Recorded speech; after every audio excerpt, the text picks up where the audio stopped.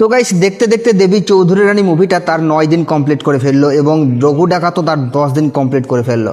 তো আজকে আমরা কথা বলবো যে এই দুটো মুভি টোটাল কে কত টাকা বক্স অফিস কালেকশন করলো এবং কে কার থেকে এগিয়ে। তো hey guys, welcome back to my channel. আমি আছি আপনাদের সঙ্গে মিঠুন আর আপনি দেখছেন আমার ইউটিউব চ্যানেল এমবি স্টুডিও। তো আজকে আমরা কথা বলবো রঘু ডাকাত মুভি টোটাল 10 দিনের গ্রস বক্স অফিস কালেকশনকে নিয়ে কথা বলবো, দেবী চৌধুরী রানী মুভির টোটাল 9 দিনের গ্রস বক্স অফিস কালেকশনকে নিয়ে।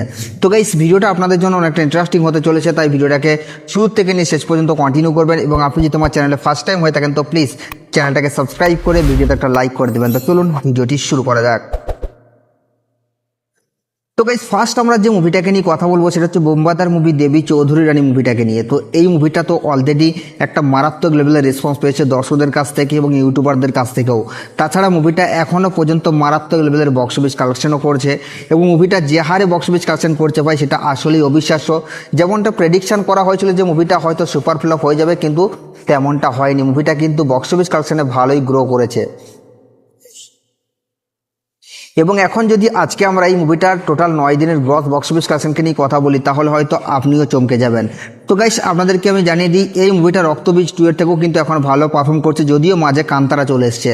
তো এই মুভিটা তার 9 দিন অলরেডি কমপ্লিট করে ফেলেছে এবং ডে 9 এসে মুভিটা বক্স অফিস কালেকশন করেছে প্রায় 18 লক্ষ টাকার মতো এবং টোটাল 9 দিনে মুভিটা গ্রস বক্স অফিস কালেকশন করছে 3,38,00,000 টাকা।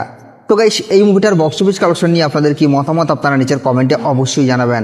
তো গাইস, সেকেন্ড আমরা যে মুভিটাকে নিয়ে কথা বলবো সেটা হচ্ছে দেবদার মুভি রঘু ডাকাতকে নিয়ে।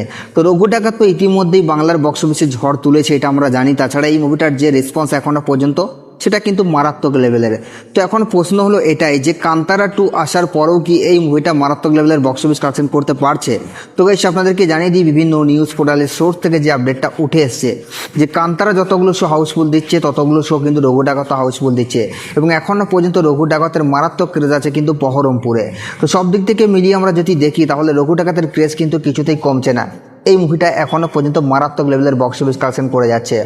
তো এই মুভিটা তার অলরেডি 10 দিন কমপ্লিট করে ফেলেছে এবং ডে 10-এ এসে মুভিটা বক্স অফিস কালেকশন করেছে প্রায় 65 লক্ষ টাকার মতো এবং টোটাল মুভিটা এখনও পর্যন্ত 10 দিনে গ্রস বক্স অফিস কালেকশন করেছে 11,76,00,000 টাকা। তো গাইস, এই মুভিটার বক্স অফিস কালেকশন নিয়ে আপনাদের কি মতামত আপনারা নিচের কমেন্টে অবশ্যই জানাবেন এবং এই দুটো মুভির বক্স অফিস কালেকশনে আপনারা কোন মুভিটাকে এগিয়ে রাখছেন সেটাও নিচের কমেন্টে জানাতে ভুলবেন না। আর সাবস্ক্রাইব করে দাও নেক্সট ভিডিওর জন্য।